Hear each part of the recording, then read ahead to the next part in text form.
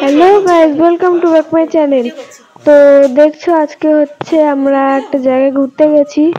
আমার ঠাকুমার মামার বাড়ি মগরা স্টেশন থেকে একনায় যেতে হবে, ওখানে টোটো করে। তো ওখানে আমার ঠাকুমার মামার বাড়ির ওখানে যারা আছে তাদের হচ্ছে একটা মিষ্টির দোকান আছে। তো বললো যে মিষ্টির দোকানের ভিতর দিয়ে যেতে, তো আমরা সেখান দিয়ে যাচ্ছি। আমি কিছু চিনি না, তো আমি মাকে বলছিলাম মা পিছু পিছু আসো। কি সব ছিল ওখানে আমি বুঝতে পারছিলাম না, তাই উপর দিয়ে যাচ্ছিলাম। আবার চটি খুলতে বললো, চটিও খুললাম। তারপর আসছিলাম ধীরে ধীরে। তো আমি দেখছিলাম কি সব গ্রামের বাড়িতে, আমার গ্রামের জিনিসটা অনেক ভালো লাগে দেখতে। আমি মাকে বারবার করে দিয়েছিলাম যে এদিক দিয়ে আসো। তো তারপর আমি আরো ভিতরে ঢুকে বাড়ির ভিতরে গেলাম। তো ওখানে দিদুন বললো, আমার ঠাকুমা বললো যে আসতে, আর ভিতরে আসছিলাম, দেখাচ্ছিল কে কি। তো দেখো এটা হচ্ছে কি আমার ঠাকুমার কে হয় জানি একটা, বুঝতে পারিনি আমি শুধু দেখালাম। তো আমার বাবার কি সব জানি হয়, ভুলে গেছি আমি কি হয়। আমার ঠাকুমা কি খুশি দেখে ওদেরকে। তো তারপর হচ্ছে আমার ঠাকুমার যে মামি আছে, ওই মামির বাড়ির ওদিকে গেছিলাম। তো ওটা হচ্ছে ওদের বাড়ির সামনে একটা কুল গাছ ছিল, ওখান থেকে আমি একটা কাঁচা কুল দেখে ওটাই কুড়িয়ে নিয়েছি। কি অবস্থা! তারপর খেয়ে দেখলাম যে ওটা টক, কি একদম বিচ্ছিরি খেতে। তো তারপর ভিতরে গেলাম, মাকে বলছিলাম মা দেখো সাইডে পুকুর আছে। মা বলছে হ্যাঁ হ্যাঁ পুকুরটা খুব নোংরা। তো এই দেখো এটা হচ্ছে আমার ঠাকুমার এই মাসি, সরি কি বলছি, মাসি না সরি মামি। তো ওই যে আরো সাইডে যারা ছিল ওটা হচ্ছে মেয়ে, আর এটা হচ্ছে নাতনি, ওই মামির নাতনি। ভিতরে দাঁড়িয়ে দাঁড়িয়ে দেখছিল কে এরা, কেন এসছে, এসব দেখছিল ভিতরে। তো আমি হাসছিলাম ওখানে দাঁড়িয়ে দাঁড়িয়ে, সব বলছে। তো সব পরিচয় করাচ্ছিল আমার ঠাকুমা, যে এটা আমার কি নাতনি, ছেলে মেয়ে সব বলছিল। তো ভিতরে আমি ভালো করে দেখছিলাম যে কোনো ফুল গাছ নেই, কোনো ফুল গাছ নেই, কোনো ফুল গাছ নেই। তো দেখছিলাম, ভাবলাম যে ওখান থেকে তাহলে একটা ডাল কুড়ে নিয়ে চলে আসবো। তো ভাগ্যবশত সেটা আর হয়নি, বাদ দাও। তো তারপর আমি একটু হাসি মুখ করে দেখিয়ে দিলাম, হিহি। তো তারপর ঘরের ভিতর ঢুকে আমাদের শরবত দিয়েছিল, আমি শরবত খাচ্ছিলাম। আর দিদুনের খাওয়া হয়ে গেছে, কি জলদি জলদি খেয়ে নেয় বাবা। মাও খাচ্ছিল। তো তারপর আমি বললাম যে তোমাদের এখানে তো ভালো ক্ষেত আছে, আমাকে ক্ষেত দেখাতে নিয়ে যাবে। আমার ক্ষেত খুব ভালো লাগে, এই ধানের ক্ষেত, সর্ষের ক্ষেত, আলু ক্ষেত আমার খুব ভালো লাগে। তো যে সময়তে গেছিলাম আর সেই সময়তেই ঠিক ধান রোপণ করছিল। আমার কি সুন্দর লাগছিল, আহা কি দারুণ! আমার যদি এরকম একটা ধানের মাঝখানে একটা বাড়ি হবে, বেশ আমার খুব ইচ্ছা, কিন্তু সেটা হয়নি আর, বাদ দাও, সেটা আর কি করা যাবে। তো ভালো করে দেখছিলাম আমি শুধু একটাই জায়গা। তো তারপর আবার আমার সূর্যের আলোতে আমার মুখটা একটু বেশি চকচক করছিল। তো আমি সামনে এগিয়ে যাচ্ছিলাম আর ভাবছিলাম যে কখন ধানের ক্ষেত আসবে। তো ধানের ক্ষেত না, এটা কি জানি, একটা আলুর ক্ষেত মনে হয়, সে একটা হবে, আমি ভুলে গেছি, অত মনে থাকে না। কিরকম যেন একটা দেখতে পাতাগুলো। তো আমি বলছিলাম যে ও হো কি ভালো, কি ভালো, এই সুন্দর ক্ষেত, আহা হা, কেন যে আমাদের বাড়ির সামনে নেই। আর এটা হচ্ছে ধানের, আর এগুলো কি যেন আলু মনে হয়, হ্যাঁ আলু, সেটা সম্ভব। মাকে বলছিলাম মা দেখো দেখো আলু, এখান থেকে আলুগুলো নিয়ে চলে যাবো, কেউ বুঝতেও পারবে না। এখানে যদি আলু আমাদের বাড়ি হতো তাহলে রোজ আলু তুলতে পারতাম। হ্যাঁ হ্যাঁ। তারপর বলছিলাম যে মাকে এই সময়তে আসতেও ভাল লাগে, আর যখন ধানগুলো হয়ে যাবে সোনালি সোনালি, সেই সময়তে আসতেও ভাল লাগে, কথাটাই বলছিলাম। আর দেখাচ্ছিলাম যে আলুর ক্ষেত। আমি একটাই জিনিস খুঁজছিলাম যে সর্ষের ক্ষেত কোথায়। সেটা বললো যে এখন সর্ষের ক্ষেত নেই, নাকি তুলে দিয়েছে।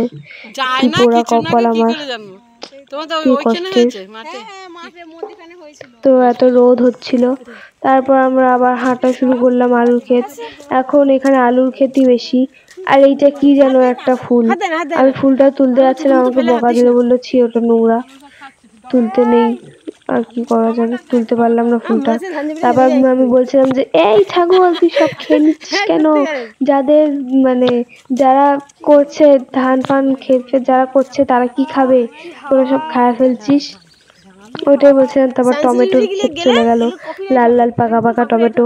ওই টমেটো যদি ছিঁড়ে আমি একটু মাখা করে খেতে পারতাম কত ভালো হতো। আর কি করা যাবে, সেটা তো আর খেতে পারবো না। তারপর দিদু মানে ঠাকুমা বাবা সব আগে আগে যাচ্ছিল। এবার তাই ভাবছিলাম খালি আলুর ক্ষেতই বেশি কেন, আলুর ক্ষেতই কেন বেশি।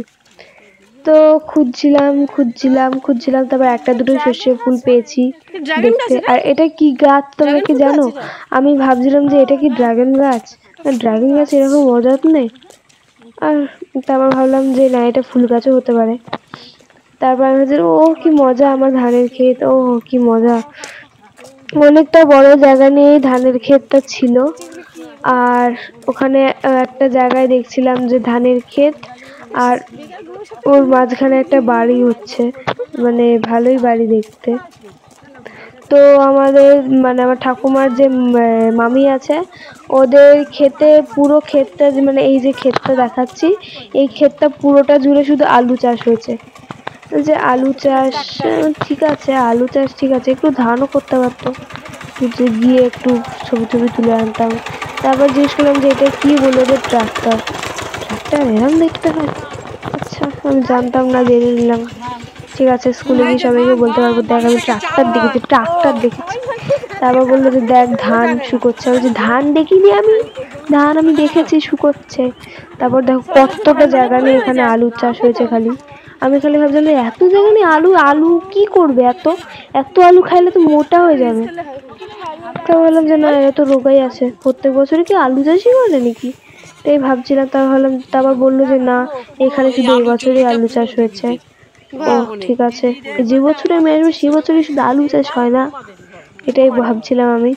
তারপর দেখো গাইস তোমরা, তারপর আমি ঠাকুমাকে বলছিলাম ঠাকুমা আমি কি এখান থেকে আলু তুলে নিয়ে যাবো কটা?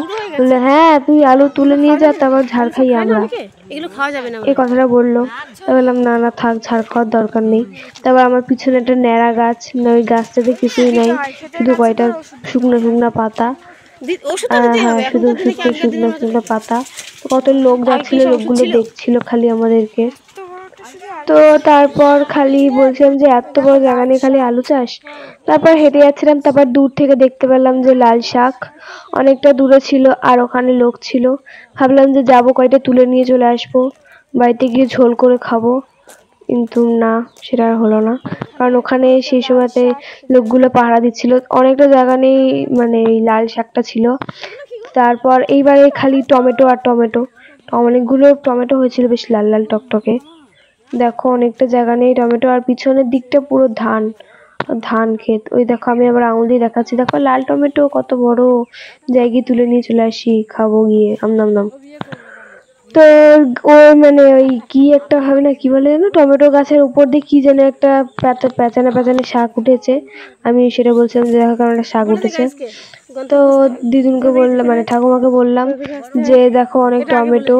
বললো যে হ্যাঁ তুলে নিয়ে চলে আয়। আমি বলছি হ্যাঁ। তারপর আমি যাই, তারপর আমাকে ধরুক চেপে, তারপর আমাকে দিয়ে ওখানে কাজ করাবো।